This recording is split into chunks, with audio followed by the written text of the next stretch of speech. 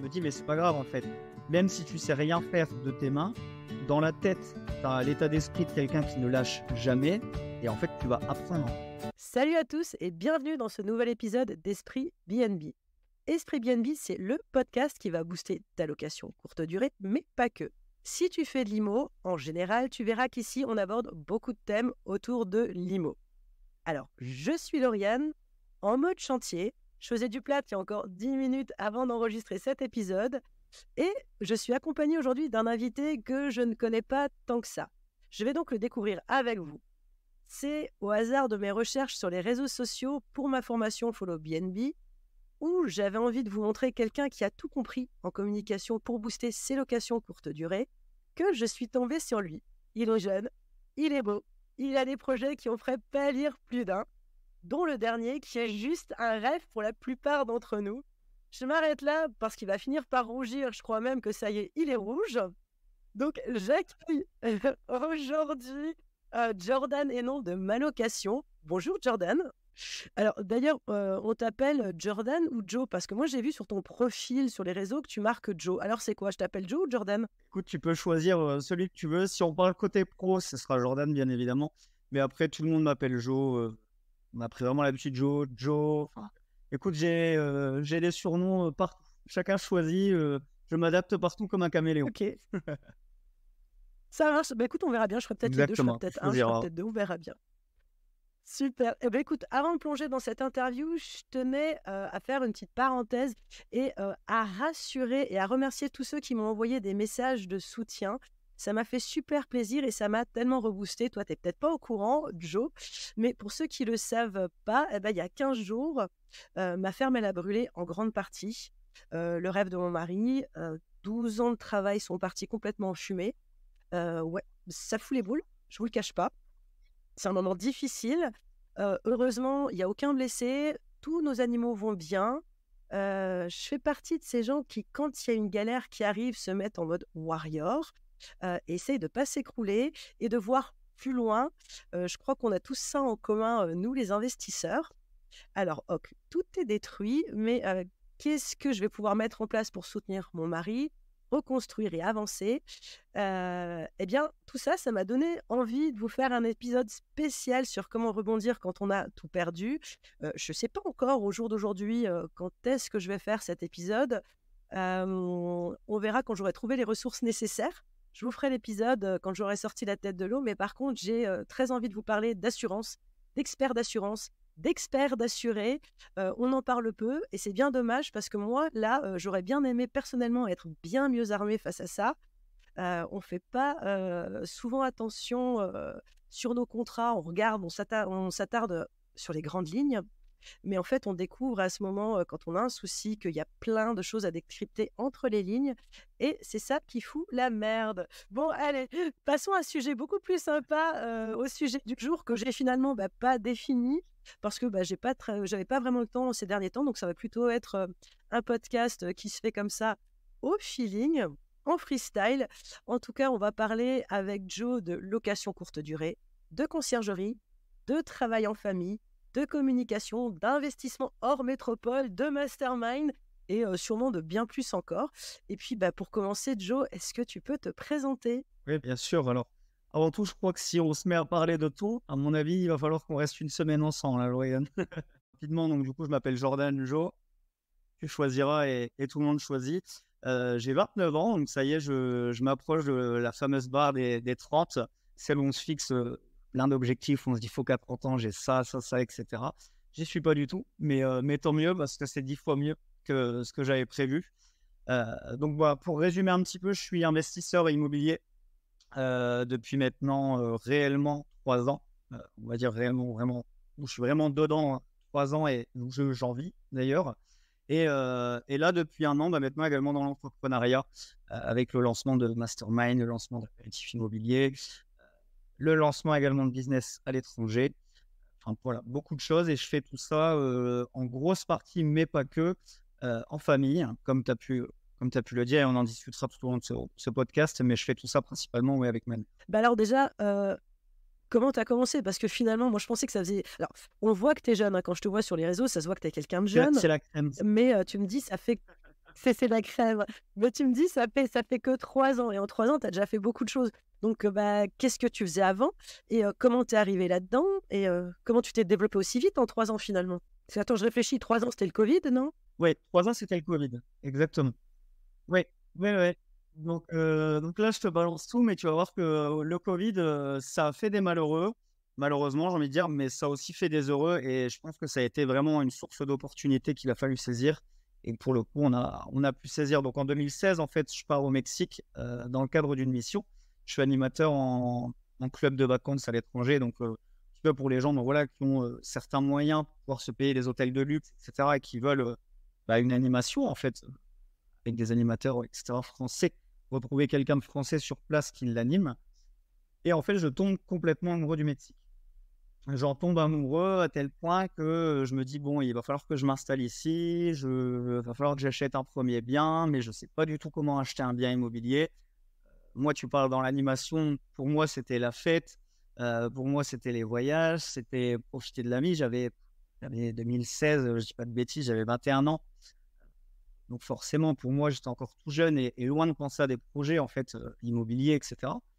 Et donc du coup, ouais, je me dis: «Bon, bah, voilà, je vais voir comment m'installer, et cetera». Je m'installe et puis, ouais, au bout d'1 an, j'achète un bien que je mets par hasard sur Airbnb. Alors tu me dis: «Mais je comprends pas, 2016, ça fait 7 ans et tu me dis 3 ans». Je vais t'expliquer, je vais y venir, je vais y venir. C'est normal. Donc en fait, j'achète un bien que je mets, 1 mois sur Airbnb et je me dis: «Oh non, l'immobilier, c'est pas du tout pour moi.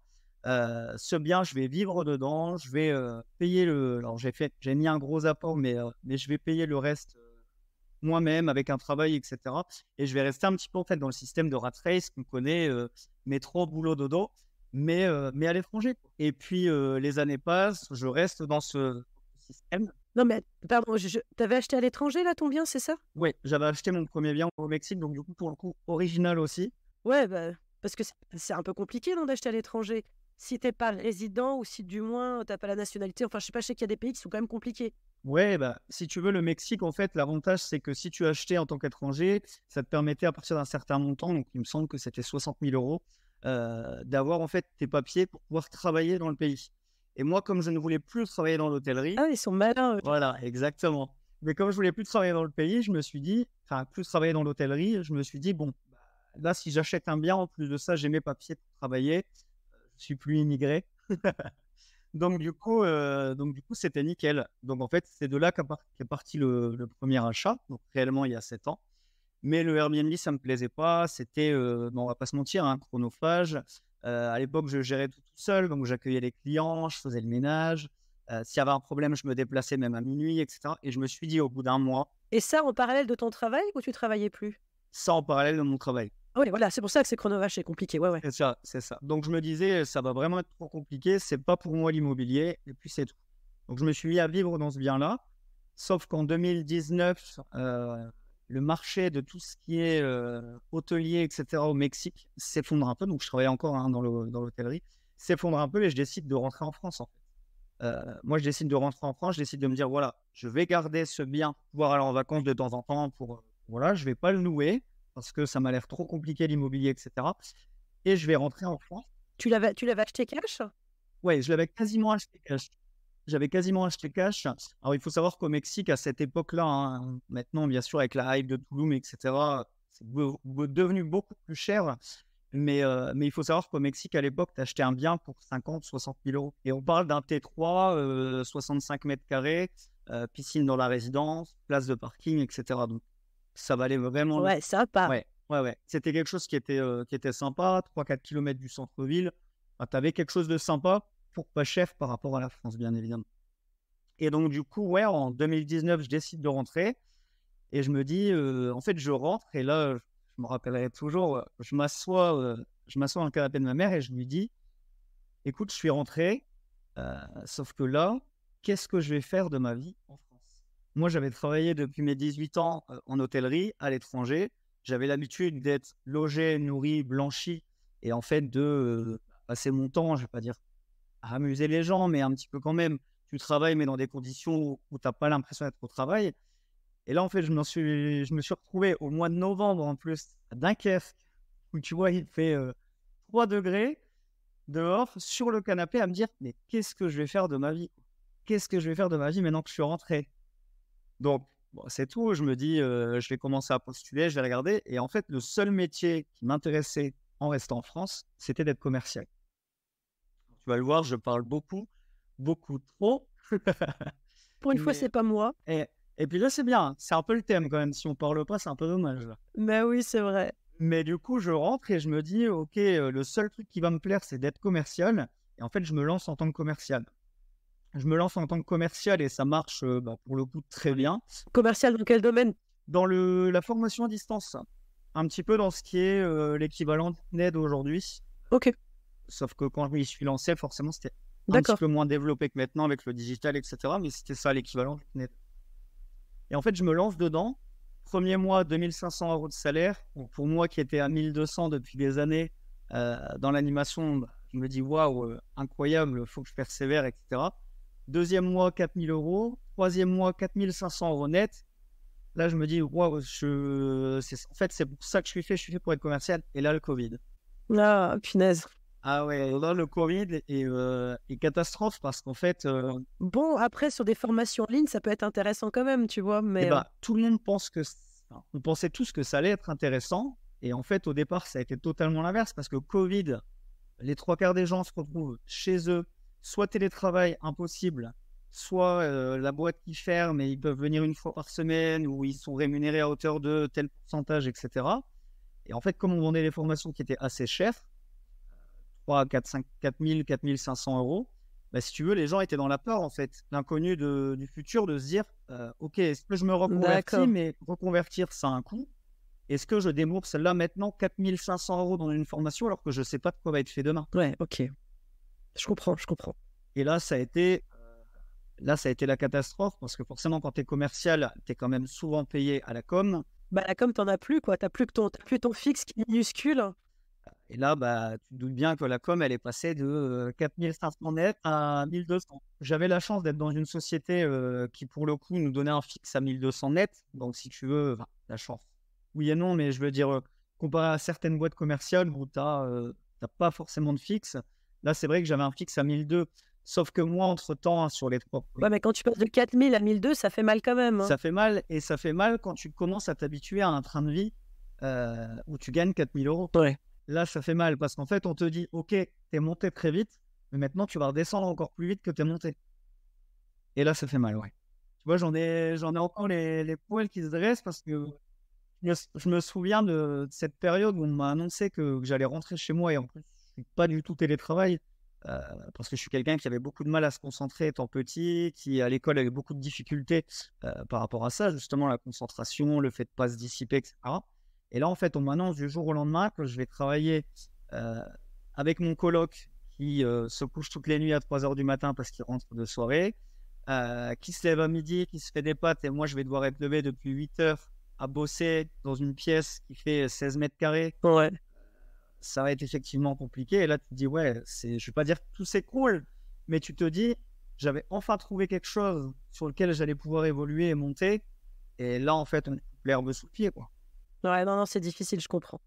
Mais, vu ce que tu racontes quand tu étais petit, moi, je me dis que ça, c'est des personnes qui, en général, ont un don pour rebondir extrêmement bien. Donc comment tu as rebondi? J'ai rebondi. Alors, je vais pas utiliser le trampoline, mais comment j'ai rebondi? Bah, en fait, tout simplement, alors moi, j'aime bien en discuter, j'ai aucun souci à en discuter, même si ça a été une période très difficile de ma vie. Heu, Quand j'avais 18 ans, ma mère a fait un AVC et 2 infarctus, dans mes bras. Donc c'est vrai que ça a OK. été une période, je pense que ça a été la période la plus compliquée de ma vie, mais c'est aussi un énorme avantage parce que ça m'a donné une force, heu, de toujours te battre, de toujours lutter et de voir en fait la personne que tu aimes le plus Mmh. dans tes bras à, je vais dire une bêtise, mais à 2 secondes de la mort, ça te fait prendre conscience aussi de beaucoup de choses. Et si tu veux, donc du coup, comment j'ai rebondi? Bah, moi forcément, il y a eu le covid, ça n'allait pas, le travail, j'étais à 1 200 €, je vendais plus et cetera et en fait, un soir, j'ai appelé ma mère et je lui ai dit: «Écoute, moi là, je m'épanouis pas dans ce que je suis en train de faire. Je sais pas combien de temps ça va durer, ce bazar, tout ce covid et cetera». Parce que c'est vrai, hein, on n'avait pas de vision, rien. C'était une période vraiment où on nous mettait dans la peur, quoi. Ouais, c'est Vraiment. ça. Et puis, on te disait 4 semaines d'enfermement. Après, on passait à 6. Après, on passait à 8. Après, à 18h, il faut que tu sois rentré chez toi. Et je me suis dit, où est-ce qu'on va, quoi? Et en fait, si tu veux, Ouais. depuis cet accident cardiovasculaire qu'a fait ma mère, on est devenus très, très proches. En fait, on s'appelle tous les soirs, etc. Se raconter la journée. On est un peu comme des amis, en fait, confidents, amis, tout, quoi, tu vois. Alors, C'est chouette, c'est très beau. donc, du coup, si tu veux, on se dit, bon, bah voilà, moi, je l'appelle un soir et je lui dis, écoute, ça va pas. Je craque complètement et je lui dis, ça va pas. Je m'épanouis pas dans ce que je fais. Je gagnais de l'argent. Aujourd'hui, j'en gagne plus. Je peux pas avoir le confort de vie que je voudrais avoir. Toi, qu'est-ce que tu me donnerais comme conseil pour justement, bah voilà, pouvoir remonter la pente et pouvoir évoluer, quoi. Alors, bon, tu te doutes bien qu'en bonne maman, elle te dit, écoute, il faut que tu persévères, écoute, il faut que tu restes dans ce travail, etc. Sauf que je sentais bien que vision court terme, on n'avait rien. Et moi, il fallait que je fasse quelque chose. Il fallait que j'entreprenne, il fallait que je bouge. Je ne pouvais pas rester chez moi à me frustrer sans vendre de formation. Donc, elle me dit, écoute, euh, et pourquoi on ne se lancerait pas dans l'immobilier? Elle avait déjà un petit peu d'immobilier à côté. Elle me dit, pourquoi on ne se lancerait pas dans l'immobilier? Alors là, Elle c'est... faisait quoi en immobilier alors? Elle cédait ou elle avait de la location longue durée? Non, non, non. Elle avait... alors, ça me fait toujours rire quand on dit ça parce qu'on est parti vraiment, je ne vais pas dire d'un parcours chaotique, mais elle avait tout ce qui était... tu sais, quand tu travailles et que tu as une bonne place et que tu n'as pas le temps de t'occuper de ton immobilier, ben, on te conseille du Ah Pinel. oui. Parce que même pas, je n'ai jamais investi là-dedans, tu vois. Donc c'est vrai que c'est des choses, j'y pense pas. Franchement, à tous ceux qui nous écoutent, n'investissez pas là-dedans. Enfin, après, c'est mon avis perso, mais sauf si vous avez vraiment aucun temps, et encore si vous avez aucun temps, il y a d'autres choses qui sont beaucoup mieux. Mais c'est vrai que j'oublie qu'il y a des gens qui investissent là-dedans et beaucoup en fait. Et beaucoup plus qu'on ne le croit, hein, beaucoup plus qu'on ne le croit. Mais donc, du coup, ouais, elle avait déjà deux, trois appartements, mais c'était plus, voilà, elle confiait ça à une agence Ouais. locative et puis elle s'en occupait pas, quoi. Et puis, elle me dit, écoute, lance-toi dans l'immobilier. Je dis non. Je dis, moi, je vais pas me lancer dans l'immobilier. L'immobilier, c'est trop long. Ça a été chaotique au Mexique. C'est une catastrophe. Je déteste l'immobilier. Je ne veux pas me lancer dans l'immobilier. Alors, toi qui sais un petit peu aujourd'hui ce que je fais et ce que j'ai, c'est vrai que c'est assez contradictoire. C'est ça par rapport à ça. Mais à l'époque, il faut savoir que ouais, j'étais totalement contre l'immobilier. Et je me dis, du coup, la bourse, ça me plaisait bien. Ça faisait des années que je regardais la bourse, que je regardais un petit peu les marchés financiers, etc. Et je me dis, oh, truc à ne pas faire. Et franchement, encore une fois, on va parler des choses à ne pas faire aussi. Mais je déconseille à tout le monde de suivre cet exemple. Mais en fait, j'avais réussi à économiser 20 000 euros. J'ai mis 20 000 euros de côté. Et je me suis dit, bah, je vais mettre 10 000 euros sur LVMH parce que le luxe, ça me plaît bien. Et je vais mettre 10 000 euros sur Ah, Total. punaise. Ok. Oui, non, mais... Donc le mot diversifié, tu connais pas en fait à ce moment-là. Ah, je connaissais pas. Mais en tout cas, on va le voir. Tu as appris maintenant à diversifier, mais ça, on va le voir plus tard. Exactement, exactement. Mais en fait, si tu veux, j'avais 20 000 euros de côté. Il fallait que je fasse de l'argent tout de suite. Et je me suis dit, oh bah, ça va être facile. Je vais mettre deux sociétés qui d'habitude cartonnent et qui, là, avec le Covid, ont baissé. J'y connaissais absolument rien. Je venais d'écouter BFM Bourse. J'étais pas pourri parce que je m'ennuyais chez moi que j'arrivais pas à vendre. Et en fait, je mets 10 000 euros sur LVMH et 10 000 euros sur Total. Gros coup de chance avec l'amélioration des conditions, etc. Bah, tu te doutes bien que les courbes remontent et je fais une vraie belle plus-value qui, là, du coup, cette plus-value me fait démarrer par l'immobilier. Le schéma atypique, et je n'ai pas envie de dire qu'il ne faut pas faire parce que c'est vrai que j'ai eu de la chance et j'ai eu le culot de le faire, mais que je n'aurais pas forcément conseillé et que si on m'avait dit écoute, mets 10 000 euros sur deux sociétés et après tu achèteras un bien avec la plus-value, aujourd'hui, à l'heure actuelle, je te dirais que tu es complètement cinglé. Je te dirais que tu es complètement cinglé. Ouais, c'est clair, c'est clair. Après, je peux rien dire. Moi, perso, j'investis dans les startups. Peut-être qu'un jour, on fera un épisode sur les startups. Et moi, j'investis dans les startups. Alors, c'est compliqué aussi, les startups. Hein. Ça matche ou pas. Hein. Écoute, donc du coup, ce qu'il va falloir que je fasse, c'est que je lance une startup là maintenant et puis qu'on parle après le podcast C'est ça. pour que tu investisses dans cette startup. Alors, c'est bon, j'ai ma première levée de fonds. Mais après, bon, t'es foutu avec moi parce que comme je diversifie, je mets peu dans chacune. Donc, il faut que t'en trouves plein des comme moi. Ouais, mais ça va pas aller. Comment t'es allé dans l'IMO finalement? Donc, t'as fait ta belle plus-value. Et avec ta plus-value, finalement, t'as investi dans un premier bien, pardon. Un matin, je dormais un week-end chez ma mère, je rentre un week-end dormir. Et puis, elle me bassinait avec l'immobilier. Elle me dit: «Mais si, regarde, là, tu as de l'argent de côté, même s'il faut donner un apport, tu peux le donner, et cetera». Je me dis: «Non, mais je viens de faire du Airbnb il y a quelques années au Mexique, ça a été une catastrophe et là, on est en train de me reparler de mettre mon argent dans du Airbnb». Tu parles, moi, je venais de gagner de l'argent en bourse, pour moi, il fallait tout réinvestir dans la Et bourse. que c'était facile. Ah bah oui, non, mais Non, c'est mais c'est ça, je ça. venais de gagner, en toute transparence, je crois que j'avais gagné 30 ou 35, entre 30 et 35 000 euros entre guillemets, Hyper passif. sur un coup de chance. Je me suis dit: «Ah ouais, non, mais alors là, si je réinvestis tout ça, je vais gagner 100 000 euros, quoi». Bon, je n'ai pas réinvesti. Ouais, ouais, ouais. Je n'ai pas réinvesti. Mais donc, du coup, elle me dit: «L'immobilier, l'immobilier». Et je me dis: «Bon, je vais lui faire confiance. Souvent, les parents ont raison. Pour une fois, je vais écouter». Et en fait, à 7 heures du matin, ouais, non, mais j'y ai cru, tu vois? J'ai dit: «Bon, allez, je vais l'écouter». Et je vois une annonce qui est postée sur Le Bon Coin d'un appartement, vue sur mer, et cetera, à Dunkerque. Heu et je me dis: «Oh punaise!» Je me dis: «Là, il y a une vue incroyable, l'appartement a l'air super grand et pour le coup, ça me paraissait pas cher». Waouh, il faut que j'écrive, il faut que j'envoie un message. Parce que je savais qu'en Airbnb, quand tu avais une belle vue ou quand tu étais bien placé, et cetera, je me doutais que ça marchait. Ouais, ça cartonne. Donc en fait, j'envoie un message, à l'agent IMO, enfin l'indépendant, et je lui dis: «Est-ce que je peux vous appeler tout de suite?» Alors tu vois, il était 7h15 du matin, j'ai pas eu de réponse. Toutes les 2 minutes, j'actualisais sur Le Bon Coin, pour voir si j'avais reçu le message. Je ne recevais rien. Ouais, mais des biens comme ça, faut être tout de suite dessus parce que tout le monde va y aller. C'est ça qui est compliqué, en fait. Ben c'est exactement ça et en plus, des biens comme ça, alors on le verra par la suite, je te l'expliquerai, mais c'est des biens qui, en général, partent dans des successions. C'est des biens où c'est du bouche à oreille, il y a pas d'agence, il y a pas d'annonce, et cetera. Et c'est vrai que là, je vois ça sur Le Bon Coin. Je me dis: «Écoute, il est 7h30, ça faisait une demi-heure que je tournais en rond dans mon lit». Je me disais: «Est-ce que j'appelle? Est-ce que j'appelle pas? Est-ce que j'appelle? Est-ce que j'appelle pas?»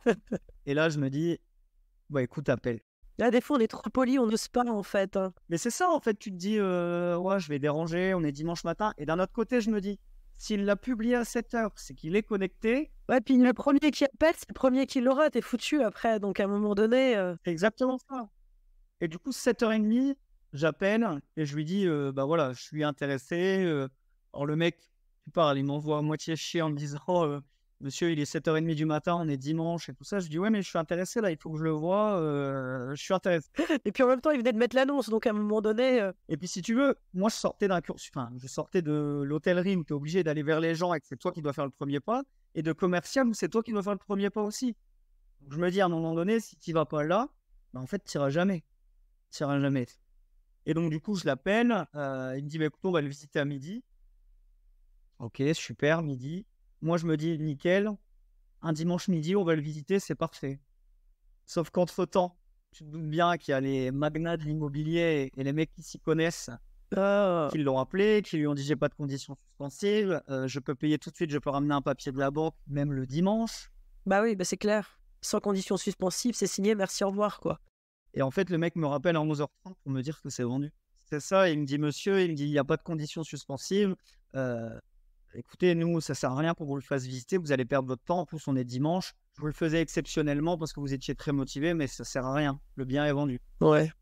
Je raccroche et franchement, enfin dégoûté quoi, tu vois? Je me dis, bah, voilà, Même l'univers s'y met, maman. je me dis: «Mais tu vois? Mais c'est exactement ça, c'est exactement ça». Je réveille ma mère et je lui dis, et la première chose que je lui dis, c'est: «Bah, tu vois, je te l'avais dit que c'était pas fait pour moi. De toute façon, j'arriverai jamais dans l'immobilier, jamais. Même un bien, j'y arriverai pas».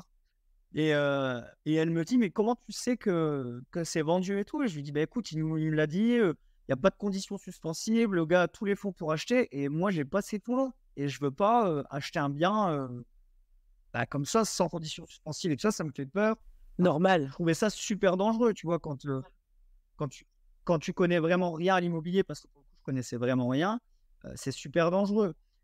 Ma mère qui a un mindset, au top du top et franchement pour le coup que j'admire sur ce côté-là, me dit: «Écoute, tu vas rappeler, la visite on va y aller et je te garantis que ce bien, s'il vaut la peine, il va être pour nous». Ouais, c'est bien beau maintenant, mais là il vient de m'appeler, écoute, tes leçons de mindset et tes leçons de jamais rien lâcher, ouais, si tu veux, on la refait demain matin, hein. Et donc du coup, on va visiter et en fait, le bien nous plaît, mais vraiment de dingue. Et à l'époque, ma mère avait une relation très, très bonne avec le banquier du crédit. Mais vous avez quand même réussi à le visiter finalement? Ouais, ouais, ouais. Alors en fait, si tu veux, pour rappel, on lui dit: «Écoutez, bah, nous aussi, on va payer sans condition suspensive. Nous aussi, on va le prendre et cetera et nous, on va vous le prendre plus cher que ce qui est marqué sur l'annonce. Parce que nous, on va vous racheter les meubles avec». Vous êtes des dingues! Je te jure qu'à ce moment-là, je te jure, Lauriane, que c'est vrai. À ce moment-là, je dis ça au téléphone. La question qui se pose entre nous 2, c'est: je suis en train d'annoncer qu'on va acheter un bien. Avec quel fonds on va acheter ce bien? Avec quel fonds? Tu te dis: «Mais attends, je suis en train de dire au gars, là, je suis en train de» parce que clairement, c'était un je vais pas dire un peu du pipeau, mais tu es en train de dire au gars que toi, tu vas l'acheter, que tu vas l'acheter plus cher, donc il va falloir monter et en fait, on est dimanche. Comment tu veux appeler ta banque pour avoir une preuve que tu vas pouvoir le financer? Tu peux rien faire. Je lui dis au gars que la visite qu'on avait prévue pour entre midi et midi et demi, je lui dis que je veux la faire, que je vais acheter ce bien, que je vais l'acheter plus cher. Dans la foulée, j'appelle mon banquier un dimanche matin à 11h30 sur son téléphone perso. Et quand tu vas voir ta banque et tu lui dis que tu as signé une offre sans condition suspensive, bah alors elle adore ta banque, hein. Rien à foutre. Rien à foutre, je me dis, de toute façon, perdu pour perdu, je vais être nul à chier en immobilier, autant que je fasse la catastrophe jusqu'au bout. Voilà. Si tu vas faire les choses, fais-les à fond. On m'a toujours dit, bah écoute, si je vais vraiment faire quelque chose de pourri, autant que je le fasse à fond. Donc j'appelle le banquier et en fait, le banquier qui me répond, mais Jordan, on est dimanche. Au combien même tu voudrais que je te fasse un document comme quoi tu peux financer ou comme quoi ta mère peut financer, etc. On est dimanche. Tu ne peux pas avoir de document par la banque avant mardi. Mais moi, je me dis, mais mardi? Alors que tu vois, et c'est là où, voilà, par rapport à l'étranger, je pense aussi qu'il y a quand même une longueur d'avance sur certaines choses à l'étranger. C'est là où je me dis, mais punaise, ça prend 2 secondes de faire un document. À la limite, connecte-toi sur le logiciel, j'en sais rien. Si on peut me le faire au Mexique, on peut me le faire en France, je suis désolé. Oh la France, je te jure, mais c'est un truc de fou. Et en fait, malheureusement, non, on peut pas. On peut pas. Donc, je prépare un document avec ma mère qu'on signe tous les deux, comme quoi on s'engage à acheter ce bien sans condition suspensive. Quand j'en reparle, je te jure, j'ai envie de pleurer parce que je me dis, mais Jordan, t'étais vraiment inconscient et immature. Mais je prépare le document. Et ta mère dans tout ça? Parce que c'est quand même un petit peu elle qui t'a embarqué là-dedans. Ah bah oui, non mais elle était derrière en me disant, mais vas-y, signe, de toute façon, au pire des cas, tu mets toute la bourse que tu as gagnée, je mets de l'argent que j'ai de côté, on demande à un tel de nous prêter, et la voisine, on s'entend super bien avec elle, elle a de l'argent, elle va nous prêter. Non mais moi je me dis, mais attends, il y a 60 000 conditions là pour qu'on ait le bien. Et en fait, on va visiter le bien avec ce fameux papier et on s'engage. Impeccable. On s'engage et là commencent les négos entre guillemets pour aller voir la banque, pour obtenir un prêt parce que clairement on n'avait pas les fonds pour acheter ce bien sans condition suspensive. Donc il faut savoir, on signe le bien sans condition suspensive, mais derrière on court à la banque, on dit s'il vous plaît accordez-nous un Ouais, prêt mais, quand mais même. ça c'est normal, ça. Et oui, mais à l'époque quand tu sais pas, tu te dis mais qu'est-ce que j'ai fait? Tu te dis mais dans quoi je me suis embarqué? Mais je t'avouerais que moi, je l'aurais pas signé sans condition suspensive. Là, moi, j'étais sur un bien près de chez moi, mais c'était 250 000 €, un bien off-market, un immeuble de 9 logements sans condition suspensive. J'étais dessus, mais j'avais plus de 400 000 € de travaux derrière. Et finalement, j'ai dit non.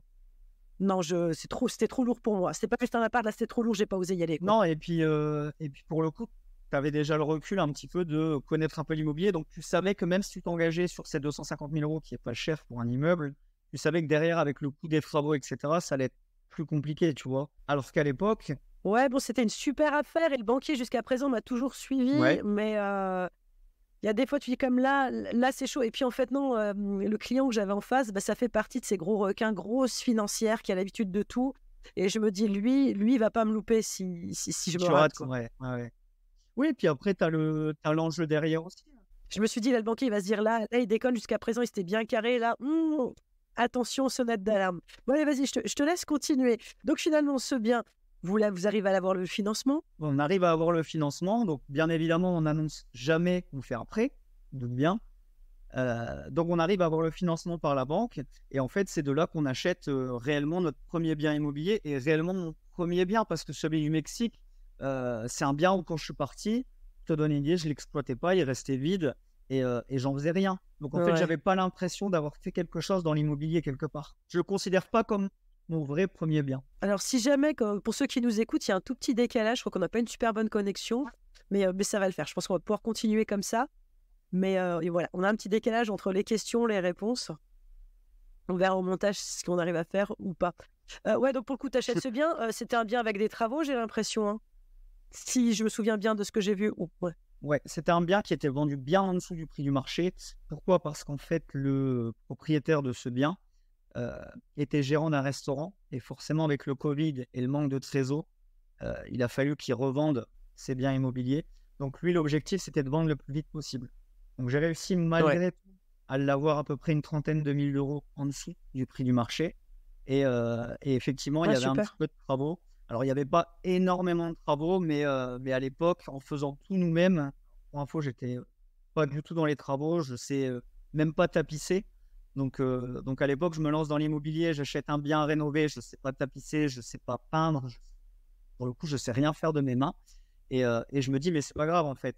Même si tu ne sais rien faire de tes mains, dans la tête, tu as l'état d'esprit de quelqu'un qui ne lâche jamais. Et en fait, tu vas apprendre. Tu vas apprendre, même si ton bien, tu dois mettre 8 mois à le sortir parce que tu vas devoir peindre toi-même et tu vas devoir faire tout toi-même. Tu vas le sortir. Et j'apprends du coup à faire des travaux comme ça. Et je fais mes premiers travaux pour ce premier bien que je rénove moi-même.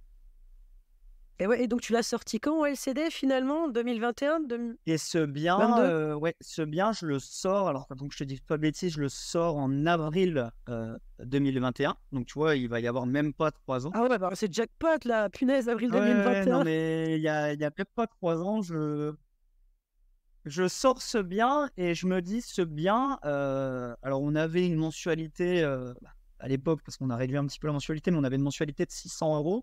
Et je me dis, voilà, il faut que j'arrive à faire 1000 € par mois en Airbnb pour pouvoir couvrir la mensualité. Et en fait, il n'y avait pas d'argent qui sortait de ma poche, quoi. Et l'objectif, alors, Ouais, et encore, alors, pour ceux qui nous écoutent, hein, maintenant tu le sais, mais pour ceux qui nous écoutent, 1000 € de chiffre d'affaires pour 600 € juste de crédit derrière, c'est pas ouf. Hein. Bon, je pense que tu vas faire plus, mais ceux qui nous écoutent, vous ne basez peut-être pas sur ce calcul en disant ah ok, si je fais 1000, j'ai 600 de crédit, je suis bon. Parce que si on calcule bien, mais tu vas nous le dire, ça suffit pas en 1000.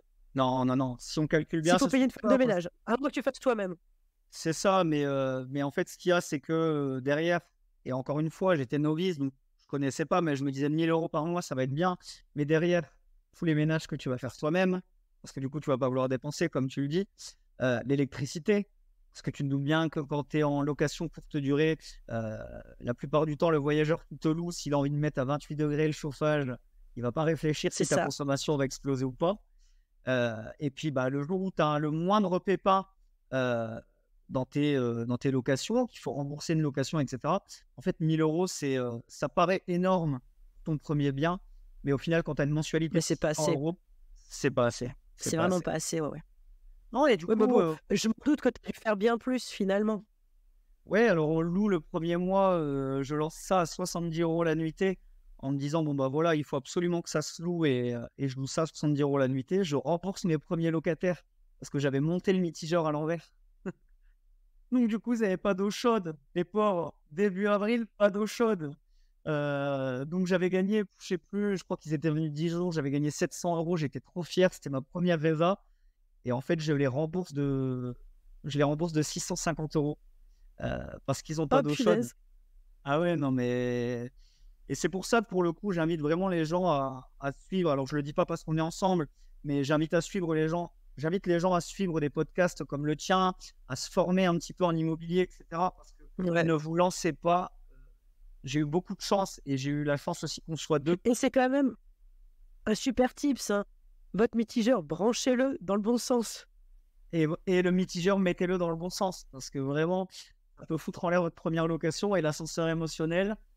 Super content de la première loc et le lendemain, t'es dépité. Et le mec qui se dit de nouveau, mais je suis pas fait pour l'IMO. Ah non, mais là c'était. Je crois que franchement, il serait arrivé un deuxième pépin. Je pense que je mettais le bien sur le bon coin. Je me disais, c'est pas pour moi. Mais ouais, tu aurais fait ta petite plus-value dessus. Merci, au revoir, et c'était réglé. C'est ça. Mais j'invite vraiment les gens, que ce soit ton podcast ou des formations dans l'IMO et la LCD notamment, à vraiment se former avant.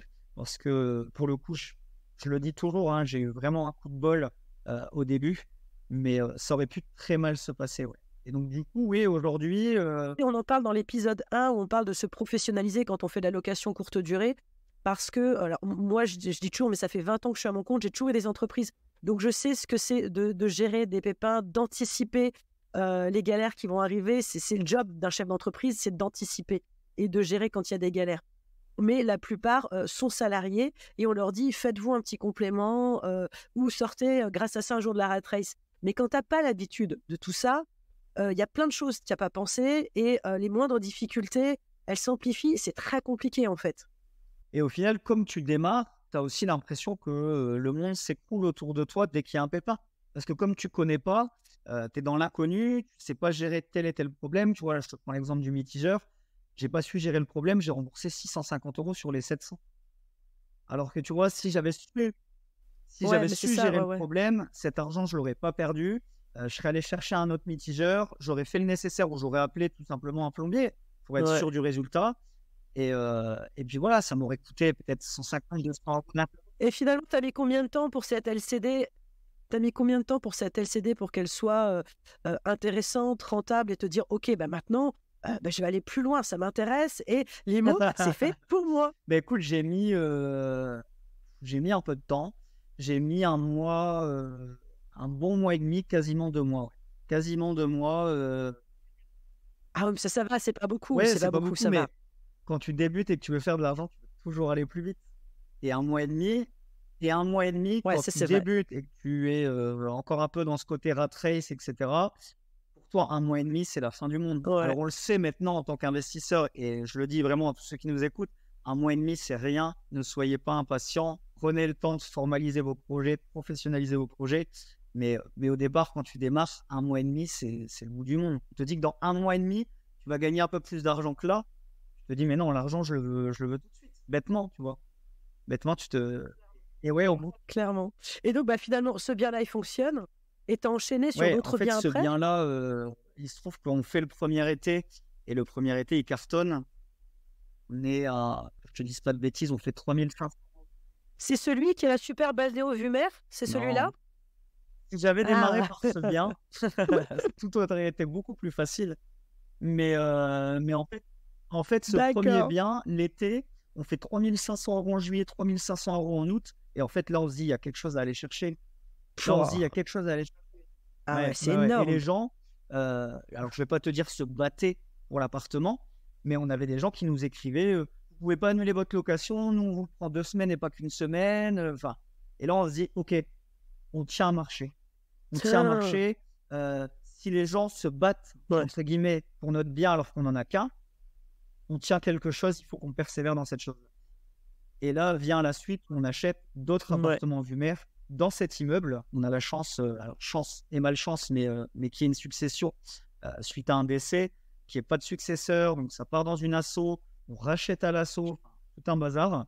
Et derrière, ça nous permet d'acheter plusieurs lots dans l'immeuble et aujourd'hui d'être quasiment unique propriétaire dans l'immeuble. On est deux, mais on possède ouais, 75% de l'immeuble. Ah non, ça c'est par contre ça c'est génial aussi. Ça c'est vachement bien ça. Ouais.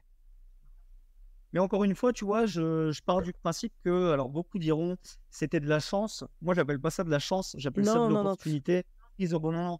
Tu vois, la chance, à un moment donné, elle arrive parce que tu provoques, grâce aux opportunités que tu as, et que tu saisis tes opportunités. Tu vois? Non, mais je suis complètement Mais d'accord parce que moi j'ai mon mari, souvent quand on discute avec d'autres gens, il dit: «Ah, mais on a vraiment eu de la chance» et moi je suis à côté et je dis: «Non mais tu te fous de moi là? Moi j'ai bossé, j'ai provoqué le truc, arrête de m'appeler chance quoi». Mais exactement, tu as de la chance. Non, mais tu as de la chance. Mais les 3 mois où j'ai pas dormi parce que j'avais peur de pas avoir un financement, les travaux que j'ai fait pendant le Covid, de 9h à 21h, etc., t'appelles ça de la chance? Non, moi j'appelle ça Non, juste avoir eu du courage et avoir su c'est saisir ça, les opportunités, c'est exactement. tout. Et après, la chance vient avec un petit pourcentage, Mais oui, mais ça représente rien par rapport au courage et au mindset, etc. exactement. Tu que en propriété ou tu as aussi de la sous-location? Non, moi je fais que de la LCD. Enfin, après, j'ai d'autres investissements, mais le reste, c'est de la conciergerie. C'est pas de la sous-loc. D'accord, OK. Ah bah tiens, on peut venir, je voulais parler upsell avec toi et conciergerie aussi. Ouais, Peut-être upsell, bah remarque non, parce que peut-être conciergerie et puis de toute façon maintenant tes biens tu les gères avec ta conciergerie, donc tes upsells tu les as avec la conciergerie. On va faire dans ce sens-là, je crois. C'est ça, c'est la conciergerie qui gère tous les autres. Voilà. Et, C'est ça, ouais, c'est et ça. donc, finalement, t'es rapidement, t'as combien de biens, là, actuellement? Là, actuellement, en tant que Ouais, propriétaire, moi, j'en ai 7 que j'exploite en LCD. d'accord. Ouais. Et là, en conciergerie, actuellement, on en a 2 et on en rentre, ça tombe bien, j'aurais dû prendre le champagne là pour le Ah, podcast. On en rentre 3 demain. trop On en bien! rentre 3 Bravo. demain. Donc, ouais. Ouais, ouais. On arrive aux 10. C'est pas mal. C'est pas mal. Et le but, sachant que on en a refusé beaucoup, euh, moi, je préfère la qualité à la quantité. Et alors, je fais de la Ouais. LCD principalement haut de gamme. Quand tu fais de la LCD haut de gamme, tu peux pas te permettre de prendre des biens trop classiques, trop lambda, trop communs non Ouais. plus. Pourquoi? Parce qu'en fait, tu as une image aussi à respecter derrière, notamment là avec la Ouais, conciergerie. clairement. Et du coup, c'est vrai que j'ai loupé, alors loupé oui et non, mais j'ai loupé beaucoup d'opportunités de biens parce que je veux que des biens très qualitatifs qui vont sortir du lot, qui vont me ramener avec la conciergerie un certain montant. Je pense qu'à partir du moment où tu commences à bien gagner avec tes biens, il faut avoir une certaine exigence envers toi-même et envers les autres. Ouais, et puis c'est comme tout, en fait, dans l'entrepreneuriat, vaut mieux moins, mais mieux, parce que pour le coup, tu gagnes ta vie, mais enfin, pas en travaillant moins, parce que plus tu es haut de gamme, quand même, plus il y a de l'exigence, Bien sûr. et finalement, tu as quand même du boulot derrière, quoi. Mais tu vois, et vraiment, je le dis toujours aux gens qui me posent des questions, qui me demandent justement pourquoi tu te fermes les portes à récupérer plein de biens sur le marché. En fait, j'ai pas envie parce que récupérer 4 appartements qui vont se louer 50 € la nuit, je préfère m'en récupérer un très qualitatif qui va se louer 200 € la nuit. Pourquoi? Parce que moi, je vais avoir du boulot sur un appartement et je vais gagner le même montant que si j'en avais pris 4. Bon. C'est un peu ce que je reproche aux conciergeries d'aujourd'hui. Moi, j'aurais peut-être une autre réflexion aussi en tant que chef d'entreprise, en me disant, si le propriétaire n'a pas fait plus d'efforts pour que son bien ne vale pas plus que tant la nuit, qu'est-ce que ça va donner dans l'avenir? Quelle relation commerciale je peux avoir dans l'avenir? Est-ce que finalement un jour il va pas juste lâcher, laisser tomber, dire tiens je remets en location longue durée parce que tu vois c'est ça aussi finalement. Ouais, non, mais tu as totalement raison. Et c'est pareil. Est-ce que le jour où il va y avoir une dégradation, est-ce qu'il va faire le nécessaire pour les réparations? Est-ce qu'il va payer aussi? Parce que ça, c'est un peu le nerf de la guerre aussi, où tu as toujours peur que en fait, la partie en face ne paye pas ou n'assure pas. Parce que c'est bien, hein, tu fais rentrer de l'argent, mais quand vient la facture de la conciergerie, et ça, je l'ai vécu aussi, les propriétaires, quand ils doivent payer 25%, ils ont souvent du mal, alors qu'ils oublient qu'ils louent grâce à toi aussi, quoi, tu vois. Ouais, c'est ça. C'est ça. Mais, Ah tiens, mais en ouais, tant que conciergerie, moi j'ai une petite question assez dis-moi. plutôt personnelle, mais je suis sûre que ça va en intéresser d'autres. Allez, vas-y. Je me mets à nu devant toi. Moi, je fais du Airbnb. Écoute, moi je fais du Airbnb, mais hyper atypique. Ok. Et pour l'instant, c'est moi qui les gère, mais l'idée, c'est qu'un jour, je les délègue à une conciergerie parce que forcément, j'ai envie d'en avoir plus, Sûr. des LCD. Et si je les gère, je suis coincée, j'ai pas le temps d'aller chercher des nouveaux biens, j'ai pas le temps de faire les travaux, j'ai pas le temps de faire ce que j'ai envie. Et donc, effectivement, moi, par exemple, là, tu vois, là, dans un des biens sur Strasbourg, il va y avoir, bon, alors, comme on fait tout nous-mêmes, si c'était fait par entreprise, sans le bien en lui-même, il y a plus de 70 000 € d'aménagement pour qu'il soit hyper atypique. Alors, pas une love room, hein, parce qu'en général, c'est ça les plus chers, mais c'est pas une love room, mais c'est vraiment des trucs hyper instagrammables, avec des vraies histoires, des vraies expériences. Et je me dis, ça va être loué plus cher la nuit. Mais si je bosse avec une conciergerie, la conciergerie, vous prenez un pourcentage du prix à la nuitée. Sûr. Mais tu dis, punaise, moi j'ai mis vachement plus d'argent sur la table pour que mon bien soit plus cher. Et forcément, il va se louer déjà mieux parce qu'il est totalement différent de ce qu'on trouve sur le marché. Et finalement, la part du gâteau, je me suis vraiment emmerdée, je la donne à la conciergerie. J'ai vraiment envie d'aller vers une conciergerie, mais je me dis d'un autre côté, peut-être que je serai la cliente chiante ou je vais peut-être négocier en disant, est-ce qu'on peut pas partir sur un prix normal pour la taille de mon bien, que vous auriez enfin une moyenne dans ce secteur, et parce que je me suis emmerdée à avoir un truc de dingue, et vous faites une grosse partie, et voilà. Comment ça réagit une conciergerie en face de ça? Comment tu le vends ton bout de gras là? Tu te défends. Mais moi, je vais toujours sur le truc aussi, tu vois. Là, pour le coup, on se dit, Donc forcément, dans la place du propriétaire, tu te dis, OK, je perds une part du gâteau, qui est le côté financier, où en fait, c'est vrai, comme tu dis, hein, tu t'es embêté à investir 70 000 euros pour faire des travaux, pour faire quelque chose de quali, qui sorte du lot, etc. OK, je suis d'accord, tu perds cette part de gâteau, mais à côté de ça, il y a aussi la liberté et la qualité de vie. Ouais. Est-ce qu'aujourd'hui, si tu as envie de te développer, si tu as envie d'acheter d'autres biens, etc., est-ce que tu te vois faire les arrivées dans 50 logements? Est-ce que tu te vois répondre aux messages de 50 voyageurs par jour? Non, Est-ce que tu clairement te pas. vois régler 20 soucis d'électricité par jour? Non, clairement non. Et je pense que la personne qui répond oui serait hypocrite, quoi, tu Mais vois. c'est vrai que ce qu'on m'avait déjà dit, mais tiens, avec tes capacités et tout, ouvre une conciergerie, en plus tu as la patate, tu sais gérer. Et clairement, j'ai envie de faire plein de choses, mais pas d'ouvrir une conciergerie. Parce que c'est du taf quand même, hein. C'est vraiment du boulot. Ça, j'en suis consciente. Je te fais une confidence. Vas-y. Vraiment, Si c'est bien automatisé, pas du tout. je vais perdre 2000 abonnés sur ma location, tu sais. Je déteste le business conciergerie. Ouais, mais après, souvent, tu as des business qui te rapportent de l'argent, mais finalement, tu les aimes pas trop. Mais c'est aussi un moyen d'aller sur d'autres business. Peut-être, je sais pas, on va aller plus loin, d'atterrir sur l'île Maurice. Je ne sais pas. Est-ce que c'est un moyen d'investir? Je ne vois pas de quoi tu parles. Non, mais tu vois, je pars toujours de ce principe-là. Et pour moi, un vrai entrepreneur, un vrai investisseur doit fonctionner comme ça. Alors, on est tous différents. Il n'y a pas de méthode, j'ai envie de dire, parfaite pour chacun. Mais la personne qui est réellement entrepreneur, réellement investisseur, que tu aimes ou pas ce type de business, si il est en lien avec tes valeurs, si ça correspond à tes valeurs et s'il va te rapporter de l'argent, mais fonce, fonce. Même si c'est quelque chose qui va te prendre du temps au début, même si tu vas devoir former des gens, etc. S'il n'y a personne sur le marché, si ça correspond à tes valeurs, et si en plus de ça, tu vas pouvoir gagner de l'argent, Mais foncer. oui.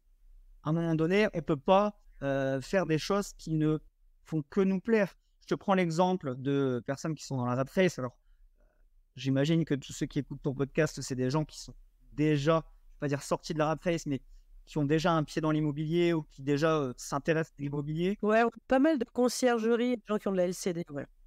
Bien sûr, ouais. Mais en fait, tu ne sors pas d'une rat race, où tu travailles pour quelqu'un et tu fais quelque chose, machin, etc., pour re-rentrer dans une autre rat race.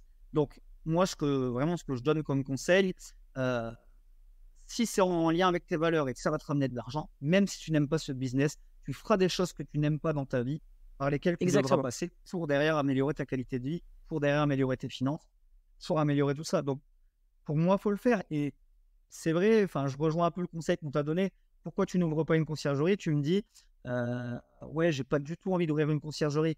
Prends-toi, vraiment, c'est un exemple tout bête, mais prends-toi 3 mois, comme pour le coup, j'ai pu le faire. Tu ouvres ta conciergerie, tu formes des gens. Tu mets tes biens à toi dans la conciergerie qui te permet, en fait, au final, de récupérer cette commission.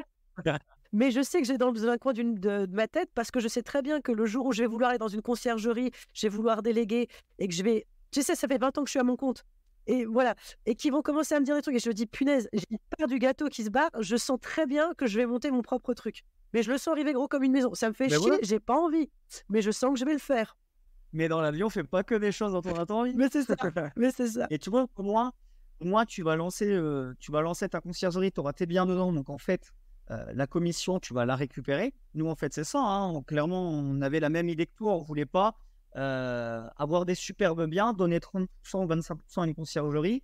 Et en fait, se dire, bah mince, on a investi des dizaines et des centaines de milliers d'euros pour faire des superbes trucs. Et en fait, cette part du gâteau, on est en train de la laisser à une conciergerie. D'où le fait qu'on a créé la conciergerie. Après, tu formes des gens et puis voilà, ça roule. Ouais. Tu peux partir sur autre chose.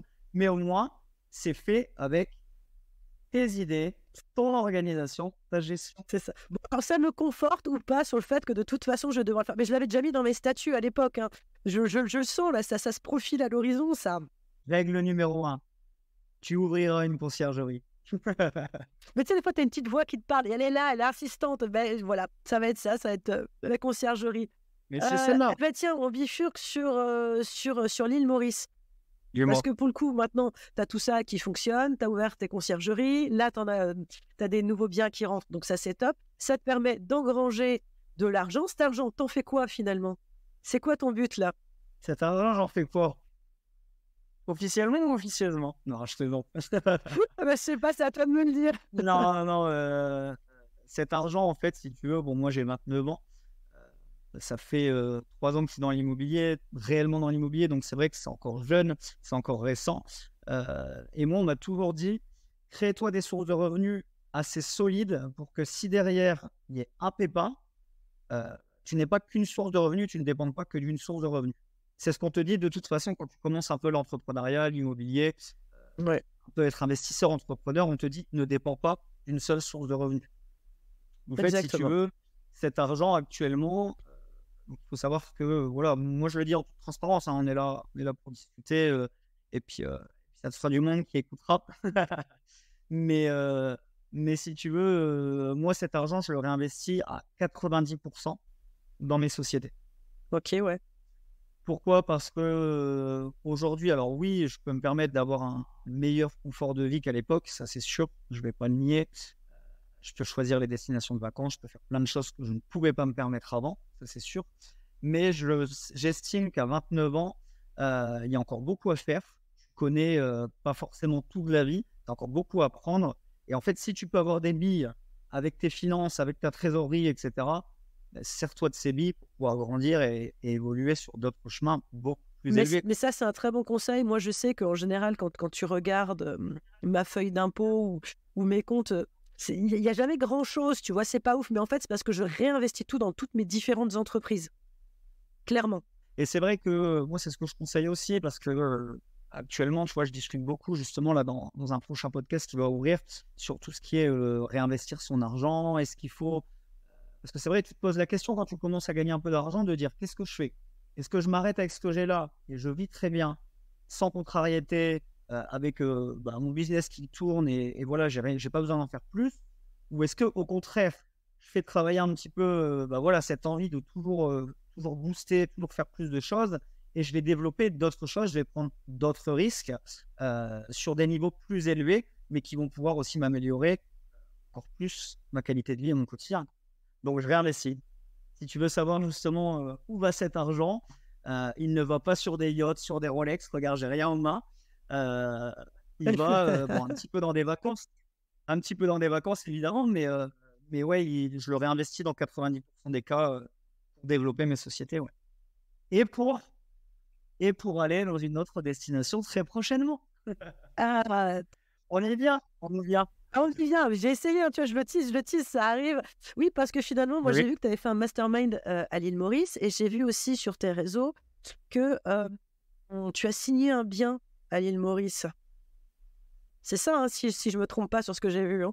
Tu te trompes pas. J'en ai pas signé 15, hein, mais j'en ai déjà signé un. Ouais, ouais. En fait, Ah, c'est pas mal. Hein. Moi, j'aimerais bien avoir un bien à l'île Maurice. ouais, c'est dommage que là, je puisse pas te mettre la petite photo sur le podcast. Je pense que tu aurais pris un billet d'avion une fois qu'on avait terminé. C'est sûr. Ah, tu m'étonnes. Mais Mais je te prendrai une des photos et puis je le mettrai en story quand le podcast carrément, sortira. bien sûr, avec plaisir. Ouais, en fait, si tu veux, l'île Maurice, alors, encore une fois, autre folie, autre gros risque, autre. Je vais pas dire n'importe quoi, mais moi, j'aime bien aussi prendre des risques dans la vie et j'estime que tu peux réussir, mais à un moment donné, si tu prends pas des risques, tu vas atteindre un plafond de verre et tu n'iras pas plus haut. Donc l'île Maurice, écoute, Effectivement. je rentre de Guadeloupe en janvier 2023, déprimé en passant de 30 degrés à 8 degrés. Je te laisse imaginer aussi Dunkerque, ma ville que j'adore. Et franchement, s'il y a des Dunkerquois qui t'écoutent, Alors, je viens de l'Est, mais tu vois, moi, Strasbourg, déjà, Dunkerque, on imagine la pluie, le mauvais temps. même combat. L'Est, le Nord, même combat. C'est ça. Mais d'ailleurs, ouais, s'il y a des Dunkerquois qui écoutent ou des gens du Nord, je les salue et franchement, au plaisir d'échanger. Mais je rentre ici et en fait, ouais, 5-6 degrés, la pluie, le mauvais temps, etc. Et je me dis, mais en fait, non, je peux pas vivre ici quotidiennement. Mes business commencent à bien tourner tout seul. Le Mexique, ça a été une super expérience, mais j'ai plus envie d'y retourner vivre. Là, il faut que je trouve un pays qui me plaise, un pays qui soit avantageux fiscalement. On va pas se mentir aussi, parce qu'en tant qu'investisseur, quand tu commences à Ouais. grossir, tu cherches aussi forcément à trouver des avantages fiscaux plus intéressants dans d'autres pays. Et on le sait tous, et particulièrement toi et moi, la France, c'est pas le pays le plus avantageux au niveau de Non, la c'est clair. fiscalité. Hein. C'est clair, On c'est débattra clair. pas là-dessus parce que je pense qu'on pourrait faire 5 podcasts, mais voilà, c'est pas le plus gros, c'est pas le plus avantageux. Donc, nous vient l'idée en fait avec ma mère de partir à Maurice, et en fait, coup de foudre. Coup de foudre, on tombe amoureux de sa population qui est juste extraordinaire. La langue, ça parle français. Donc en fait, tu arrives sur place, t'es pas du tout perdu. Si tu parles pas Ça, l'anglais, c'est si tu parles pas génial. l'espagnol, t'es pas perdu. L'euro est encore très puissant là-bas, même si l'euro, on le sait, hein, s'effondre petit à petit, mais c'est une monnaie qui est encore très puissante au niveau de l'île Maurice. Et en fait, tu es sur une île. Donc, tu as tout ce côté. Tu sais, moi, je suis très speed, je suis très dans la conciergerie. J'arrive le matin, il faut que ça se soit en place. Il faut que, tu vois, même quand je parle, je suis très, très speed. Mais en fait, je me dis, waouh, j'arrive là-bas, tout le monde est cool, tout le monde est relax, tout le monde prend le temps de vivre et les gens n'ont pas l'air plus malheureux que moi. Au contraire, tu vois. Ouais, mais c'est vrai que ça, nous, on connaît pas. Tu vois, nous, dans l'Est, mais même vous, dans le Nord, on est des gens hyper carrés. On arrive à l'heure. Le boulot, c'est le boulot. On y va. C'est ça. Et puis, Déjà, rien que quand je suis de la France, je deviens folle. Je passe en dessous de Lyon. Je me dis, non, mais personne ne respecte les horaires. Ça me fait péter les plombs, quoi. non, mais c'est ça. Et puis, on se dit, ah, il faut qu'on soit carré. Non, mais il faut que tout soit nickel, il faut que ceci, il faut que cela. Donc en fait, j'arrive là-bas et je me dis, je ressors de Guadeloupe où c'était bien tranquille, j'arrive à Maurice où c'est bien tranquille, et là je me dis, en fait, c'est comme ça que je veux vivre. Je veux faire du business, je veux continuer à me développer, mais je veux arrêter de vivre dans un pays où en fait tout le monde court et tout le monde stresse pour entre guillemets peu de résultats. Bah, j'ai envie de te dire, si c'est pour avoir peu de résultats des gens que tu as en face de toi, vaut mieux vivre dans un pays à la cool où là tu sais pourquoi tu as moins de résultats, mais tu y es habitué. Tu vois ce que je veux dire? Ouais, c'est vrai. C'est vrai. Tu te dis c'est normal, 4 jours pour l'internet c'est normal, c'est à moi de m'adapter, etc. Et en fait, gros coup de foudre pour l'île Maurice. On part visiter des biens pendant une semaine. Donc j'ai envie de te dire, la première fois à l'île Maurice, je n'ai même pas vu la couleur de l'eau. J'ai pas vu la couleur de l'eau ni de la plage, j'ai rien vu. Je suis allé là-bas. Non mais je suis allé là-bas, j'avais pas de... Enfin, j'ai même pas pris de serviette de bain. Et le lendemain de mon arrivée, j'avais un casque sur la tête pour être sur un chantier d'un pays que je ne connaissais pas. Enfin, encore une fois, Tu avais déjà signé, en fait, c'est ça? bah, en fait, si tu veux, Tu as signé et tu y allais pour aller faire tes travaux. j'avais signé dans ma tête, mais pas un papier officiel, la signature dans la tête. Première Ok. signature quand tu dis sans condition suspensive. On parle de visualisation, t'es à fond. Et donc, du coup, en fait, on se dit, bon, bah écoute, on va chercher un bien immobilier et on craque sur un promoteur avec des villas à l'île Maurice, qui construit des villas et on achète une villa, on signe et on se dit, bon, bah, voilà, c'est tout. Il faut prendre des risques. Le pays nous plaît. Effectivement, on ne le connaît pas tant que ça, mais on a quand même étudié les avantages et les inconvénients avant de partir. Je ne vais pas te dire qu'on est parti encore une fois à l'aveugle comme le premier bien, mais voilà, on étudie les avantages et les inconvénients. On se dit, qu'est-ce qu'il nous faut avec ma mère? Il nous faut un hiver au chaud. Il nous faut pas perdre de l'argent, gaspiller de l'argent dans une location pendant 6 mois par an, tous les ans. Et il nous faut un cadre de vie qui soit en adéquation avec ce qu'on gagne. Parce que, tu sais, c'est très bien de gagner 15, 20, 30, 50 000 euros par mois. C'est super.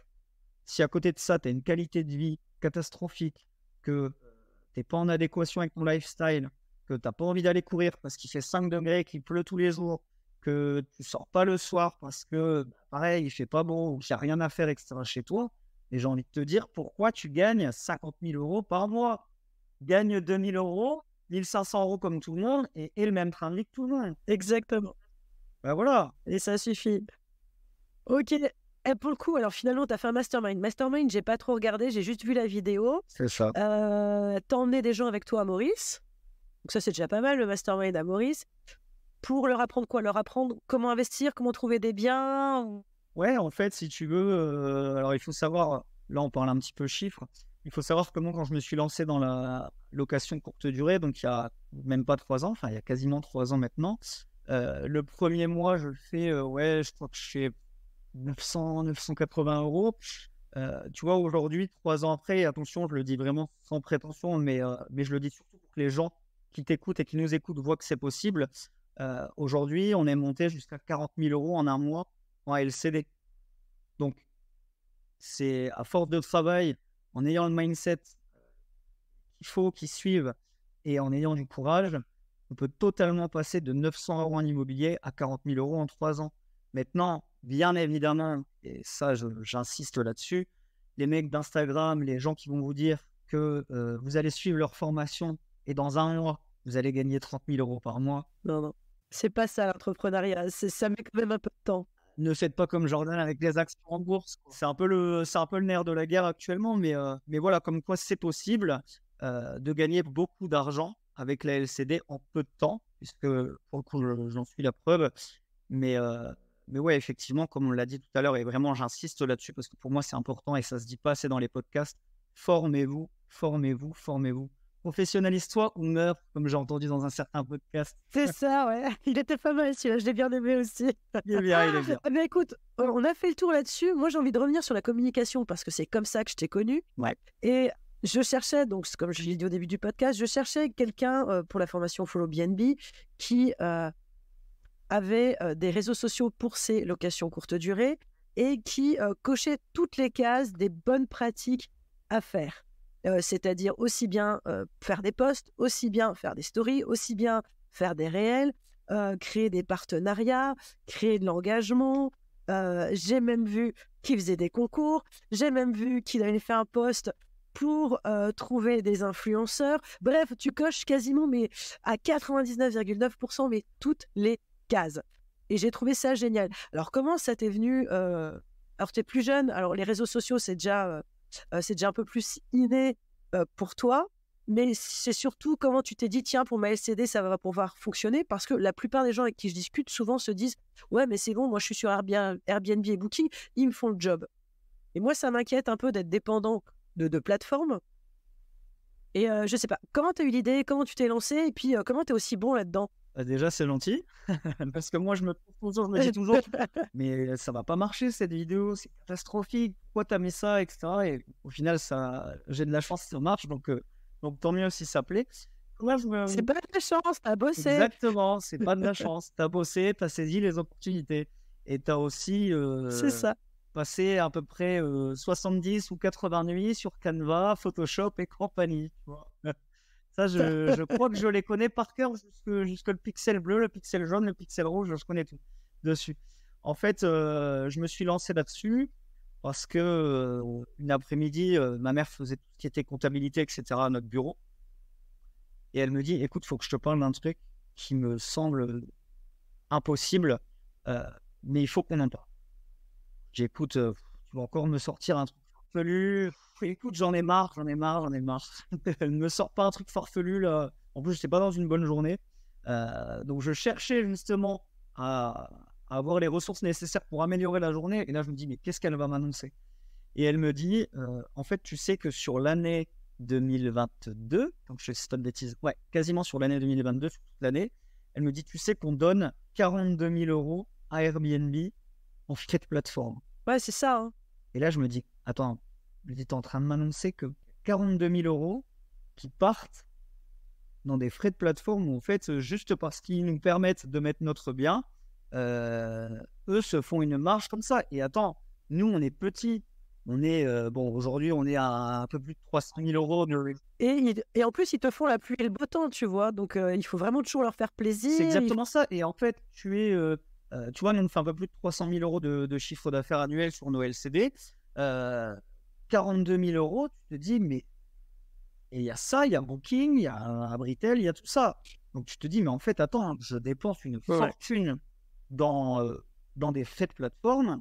Si j'investissais ne serait-ce que l'équivalent de 3-4 mois de ce que j'ai gagné dans un site internet, dans une page Instagram, de la publicité sur Facebook, de la publicité sur Google, bah, en fait, tout cet argent-là, moi, je le récupérerai. Enfin, du moins, j'en récupérerai une partie parce que du coup, j'aurai beaucoup plus de locations en direct. Et avec ces locations en direct, comme je n'ai pas de frais de plateforme, bah, les voyageurs sont satisfaits parce qu'ils payent moins cher. Et toi, tu es satisfait parce que tu as plus dans ta poche aussi, clairement. Clairement, il ne faut pas se voiler la face. Non, mais exactement. Donc de là, je démarre les réseaux sociaux. Et puis surtout, moi, j'ai toujours peur, tu vois. on arrive, je trouve, dans une époque où on est hyper dépendant de certaines plateformes. Si Airbnb, si Booking un jour a le moindre souci, alors ça peut pas durer très longtemps, mais ça c'est un souci de 24 heures, 48 heures, voire un peu plus. Toi, tu n'as pas de chiffre d'affaires. Toi, tout est bloqué à ce moment-là quand tu fais de la location courte durée. Et ça, c'est vraiment quelque chose, moi qui suis indépendante depuis 20 ans, qui n'ai jamais personne au-dessus de moi, moi, ça m'embête de rentrer dans un système où je dépends de ces gens-là. Vraiment. Et donc, c'est pour ça que j'invite les gens à avoir un site internet. Tout est fait pour que tu dépendes d'eux aussi. Ouais, mais clairement, ils ont tout intérêt, en fait, à ce que tu dépendes. Et c'est très bien pour te lancer, c'est très bien pour faire des choses, pour avoir un chiffre d'affaires complémentaire. Mais le but, quand même, c'est quand même d'avoir un maximum de chiffre d'affaires en direct. Alors, je ne sais pas si tu as déjà fait le calcul, mais là, est-ce que tu as déjà atteint les 40 à 50% de chiffre d'affaires en direct avec tes réseaux sociaux ou tu n'y es pas là encore? Ouais. Alors en Je ne fait, sais pas si tu as calculé ou pas. Je demande reviens. ça, mais tu n'as peut-être pas calculé. Si, je reviens juste avant sur ce que tu as dit, parce que je trouve que c'était vraiment très important et très impactant. Quand tu parles justement de si un jour on a un problème avec Airbnb, si un jour Airbnb ou Booking d'ailleurs, hein, ou Abritel, mais si un jour une des plateformes s'effondre, qu'est-ce qu'on fait, etc. Tu te rappelles quand Airbnb a changé son algorithme l'année dernière? Ouais. Tu te rappelles de ce que ça a causé chez énormément de personnes? Alors moi, je bosse essentiellement avec Booking. Ouais, Pour ce que j'ai là, c'est Booking qui marche le mieux pour l'instant. Ce que j'aurai sur Strasbourg, je pense que c'est Airbnb. d'accord, ouais. Mais moi, je n'ai pas été vraiment impactée, mais j'ai entendu sur les réseaux que c'était un peu le bordel. Ça a été la folie, honnêtement. Tu vois, nous, sur un des biens qui marche pour le coup beaucoup plus avec Airbnb, on est passé de 78% de taux d'occupation à même pas 40%. On a perdu la moitié. Ah Et ouais, on s'est dit, tu horrible. vois, là, il y a un souci. On paye une fortune par an. En termes de visibilité, dès qu'ils changent un truc, on est perdant parce que pour le coup, nous, on était vraiment perdants sur ça. Là, il faut trouver une solution pour ne plus dépendre d'eux. Donc, par rapport à ce que tu me disais justement en termes de statistiques, nous, on a ouvert la page Malocation, MALO, apostrophe, CATION, tu iras voir un petit On peu. vous Je sais pas, notera j'ai été tout voir. ça en dessous. On notera un podcast, j'ai fait ma pub discrètement en même temps. Mais en Mais fait, très nous, bien. on a lancé la page il y a 1 an maintenant.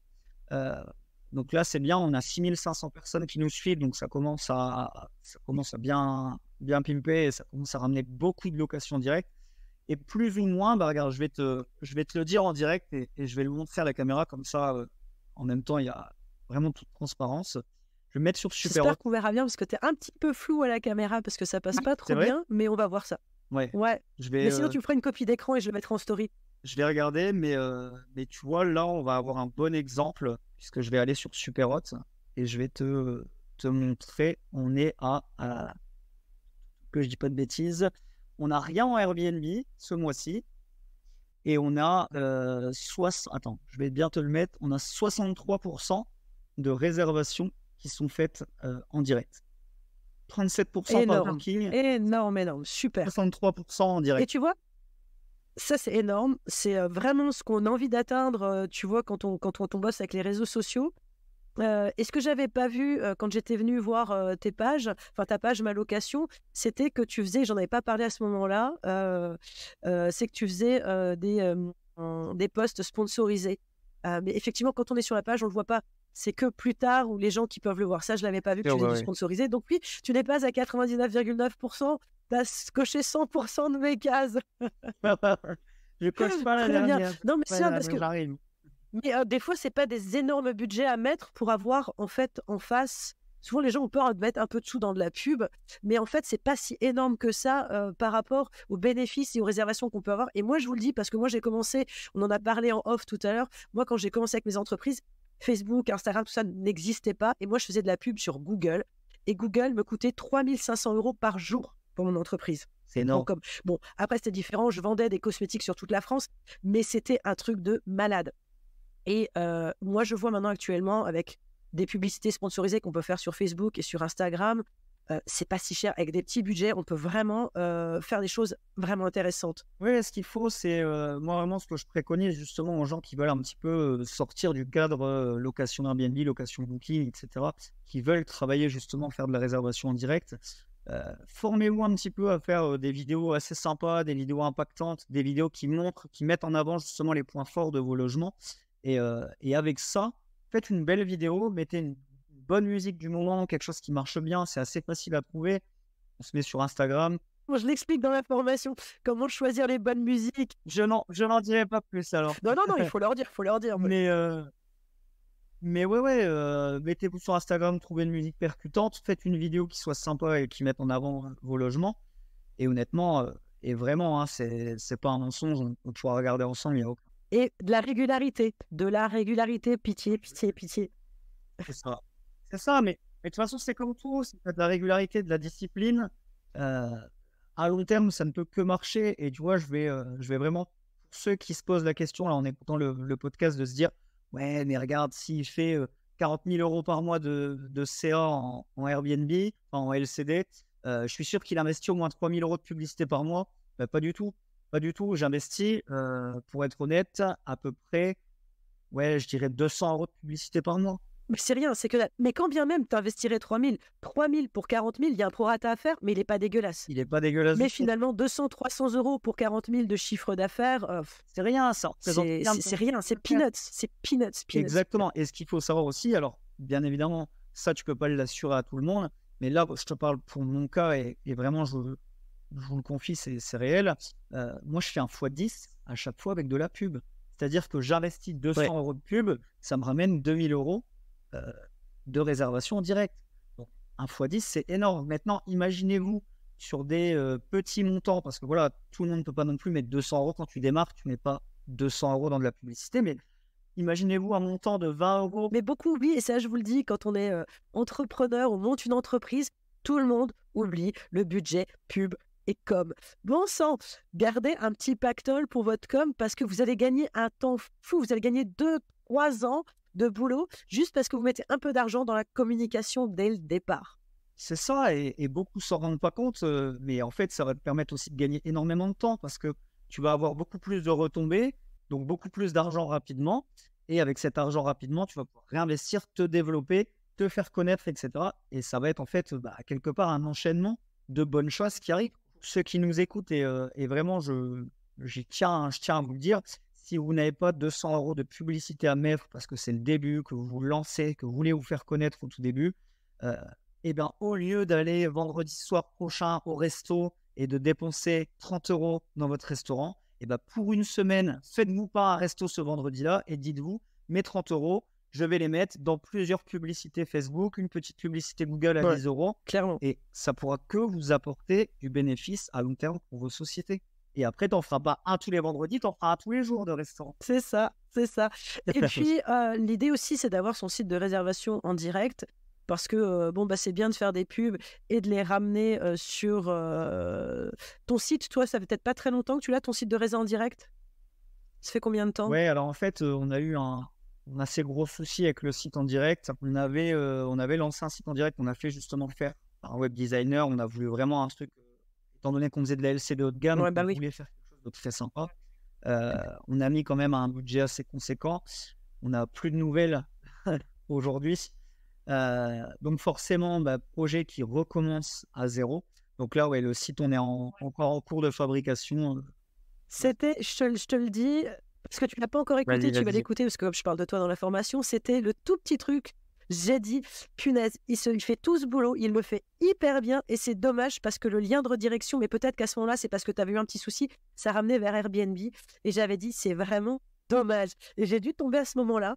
C'était le seul petit point que j'avais trouvé hyper dommage en disant, mais tu fais le job à 1000%, mais pourquoi j'atterris sur Airbnb et pourquoi j'atterris pas sur ton site de réservation en direct? Mais tu nous as répondu à tout ça, donc... Mais du coup, tu as la réponse à cette fameuse question. Mais, ok.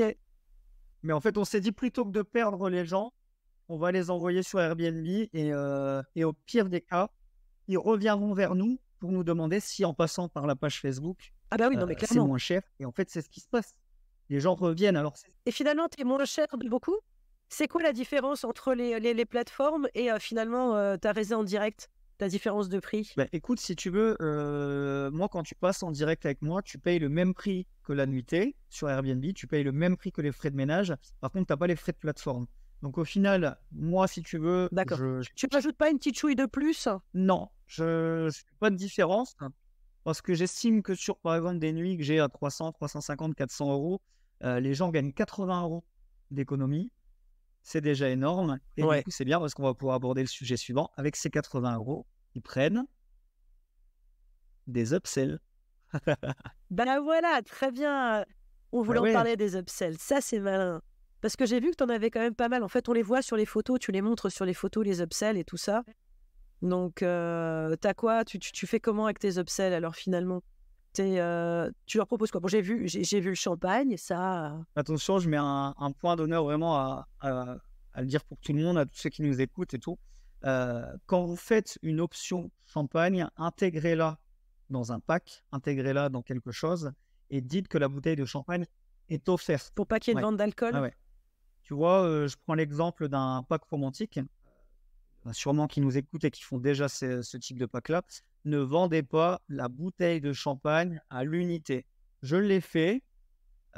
Ça m'a coûté bonbon parce que je me suis fait retoquer derrière, parce que j'ai pas de licence 4 et j'ai pas le droit de vendre. Donc c'est pour ça que je me permets de le donner aujourd'hui comme conseil. Euh, Faites un pack romantique et dites voilà, vous payez pour la décoration, pour les bougies, pour ceci, cela. Nous vous offrons une bouteille de champagne. Et là, la bouteille de champagne est offerte et du coup, tu peux la vendre.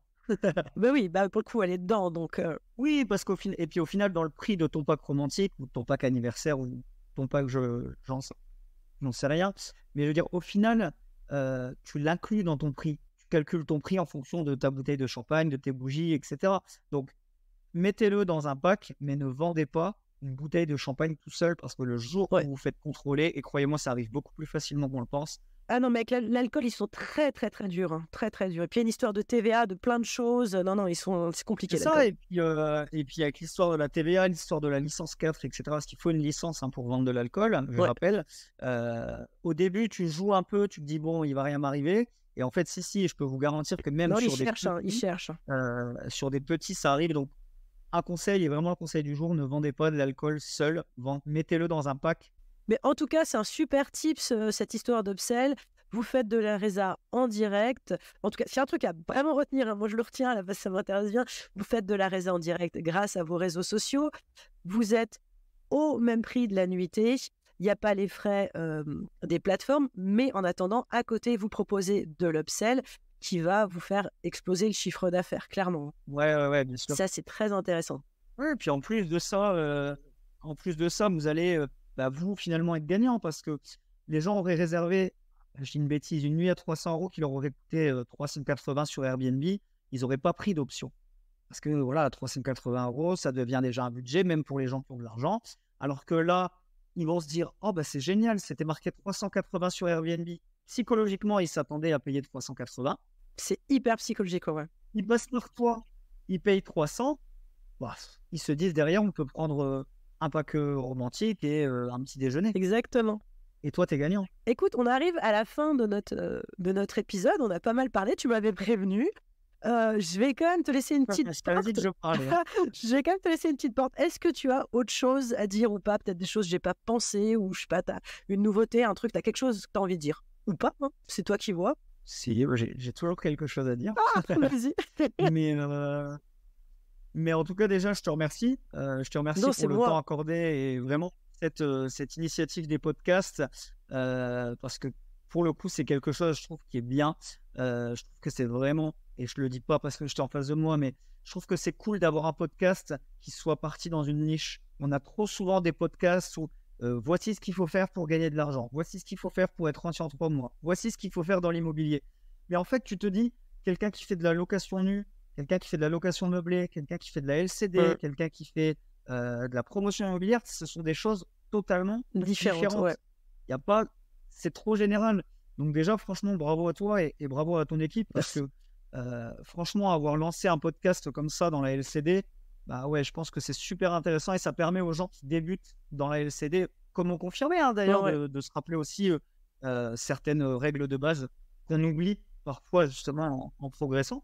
Et ça permet de se rappeler les fondamentaux et de pouvoir avancer dans la bonne direction. Donc déjà pour ça, je te remercie et pour le professionnalisme aussi parce que on voit un peu de tout maintenant sur Instagram. Moi, j'ai beaucoup de mal à conseiller quand on me demande, je fais du coaching en location courte durée et on me demande, tu me conseilles de suivre qui, etc. J'ai horreur de donner des conseils tant que je n'ai pas testé moi-même avant. Tu vois, pour le coup, j'ai écouté beaucoup de podcasts. Et encore, tu vois, là, nous, on débute et tout ça. Mais moi, tu sais, moi, je suis de l'Est. Tu vois, c'est un peu comme dans le Nord. Tu vois, moi, Bien j'ai sûr. besoin que tout soit carré avant de lancer. Donc, on a mis vachement de temps à lancer le truc. Et encore, pour moi, là, pour l'instant, avec cette mentalité qu'on a, c'est pas encore assez carré. Je sais que ça va mettre du temps pour que j'arrive mieux à m'organiser et tout ça, que ce soit plus pro, tu vois, plus pro que pro. Mais j'ai peut-être resté plus un peu mentalité île Maurice. On le fait Restez et cool c'est les bien. îles. Ça me va aussi. Non, mais pour le coup, ouais, je te remercie et franchement, j'étais content de ta proposition parce que, alors j'ai pas pu tout écouter parce que forcément, il y a que 24 heures dans une journée, donc c'est déjà court. Mais de ce que j'ai écouté, ouais, vous connaissez vous maîtrisez vos sujets et ça fait plaisir d'avoir face à nous, des gens justement qui connaissent vraiment leur sujet, qui te racontent pas, qui mettent pas des étoiles ou des pétales dans tes yeux comme dit Nestreg, Non, c'est ça, mais c'était vraiment pas le but. En fait, nous, on a vraiment envie de dire les choses comme elles sont.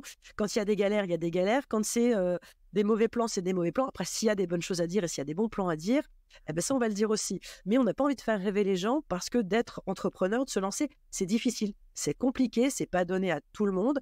Mais après, même si c'est pas donné à tout le monde, c'est quand même bien d'y aller, de se lancer. Si on se casse la gueule, c'est pas grave. Mais au moins, on a fait quelque chose et on y allait, quoi. Et puis, si on y arrive, tant mieux. C'est très bien. exactement. Et puis de toute façon, si vraiment vous n'y arrivez pas dès la première fois, ce qui va faire que vous allez réussir, c'est le nombre de fois que vous allez vous relever, c'est pas le nombre de fois que vous allez tomber. Moi, je dis toujours, si tu tombes 9 fois, relève-toi 10 fois. Alors, j'ai rien inventé, hein, c'est une citation qui existe depuis l'an 1000, j'ai envie de dire. Mais c'est vrai, c'est important. Relève-toi toujours une fois de plus que ce que tu es tombé.